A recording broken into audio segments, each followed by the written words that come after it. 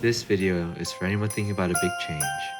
The East Coast. The magical East Coast. It's cold, don't do it.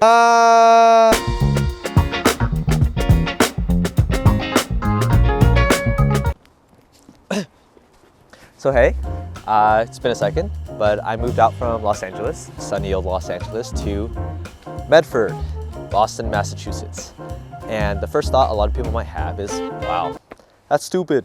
The second thought people might have is the food scene here probably can't stack up to LA. And they'd be right. Man, I wish I could hop on a plane right now and fly back to California and surf and eat an In-N-Out burger and good Korean food, but I can't.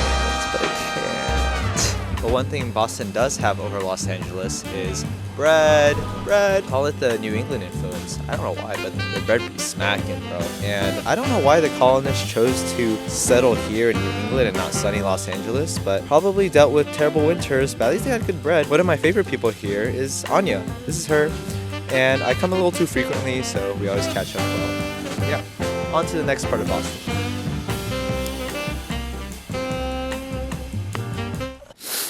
So another cool thing about Boston compared to LA is that it has decent public transit. Move the camera. Thank you. Thanks for moving the camera. And it's called the Green Line. So you might ask, what does the green stand for? I didn't ask that. For the Celtics championship run in 2022. The one that they lost? Was it for green means go and the train always running on time and being awesome? Probably. Hell no. Carriage on Boston's Green Line train slipped off tracks and hit a wall Monday, injuring at least 7 people. The Green Line is terrible, and justifiably so. It stops at stoplights. It's a trolley instead of a train like every other freaking line in Boston. That's one of the first things I've learned about Boston, is that Boston people hate the Green Line.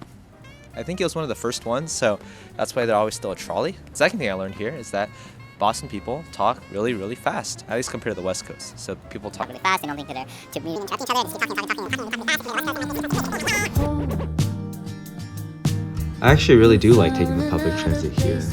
When it's not too crowded, it's pretty calming, and most importantly, the stations are relatively clean, at least compared to our dirty next door neighbor, New York City. And as long as I'm not dealing with LA traffic, I consider it an absolute win. I like catching up on messages or doom scrolling here, but another favorite place that I get to visit is the Boston Commons. It's kind of our quaint version of Central Park, and it's nice to see everybody out and about despite the weather. The score was really fast, so I just wanted to highlight it. And this takes us to our next destination. I visited this place in early April when I was checking out colleges, and it's one of the main reasons I went. Its name is Beacon Hill.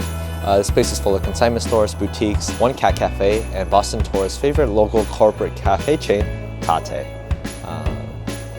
One thing I noticed about Boston people and their businesses is that people really care about what they do and what they talk about.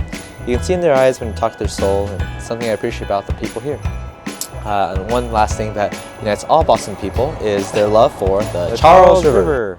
Named after one of the King Charles.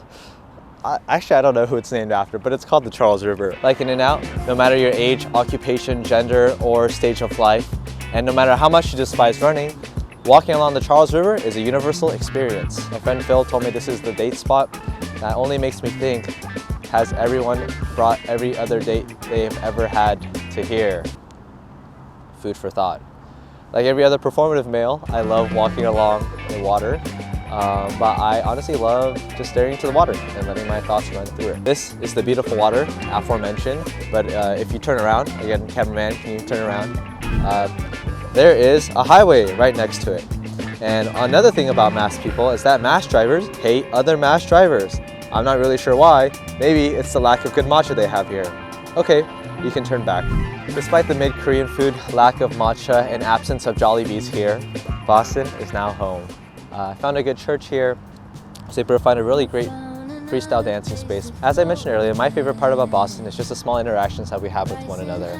Whether it's me chopping it up with a hobby shop owner, or going to an underground record store in Allston made by this one dude who just loves records, or talking with the street performers out in the subway stations. Honestly, those are my favorite parts about Boston. While Boston is a young and transient city, it's still home, and it has an identity, and that's why I wanted to move out. Although, Although I do completely disagree with the idea of market price and lobster rolls. I think it should just be one unified price. I don't know why we're making the stock market out here. I know this video had a lot of, sarcastic and comical elements to it, but I do actually have one piece of advice I do want to leave anyone who's thinking about a big move or a big change or even moving out to a different coast. Sorry, I'm gonna read out my phone for a second. But the one genuine piece of advice I do want to give is to not settle for friends. I know that change might be scary and we might try to cling on to the first people we encounter, but you are a wonderful human being who deserves only the best friends. Your time is a luxury and I hope you will not settle but choose to spend your days with the people who lift you up, inspire you, fill your cup, and make you laugh endlessly. Also, I went to a Celtics game. That was kind of fun, but the stereotypes were true. As for what those stereotypes are, Celtics fans are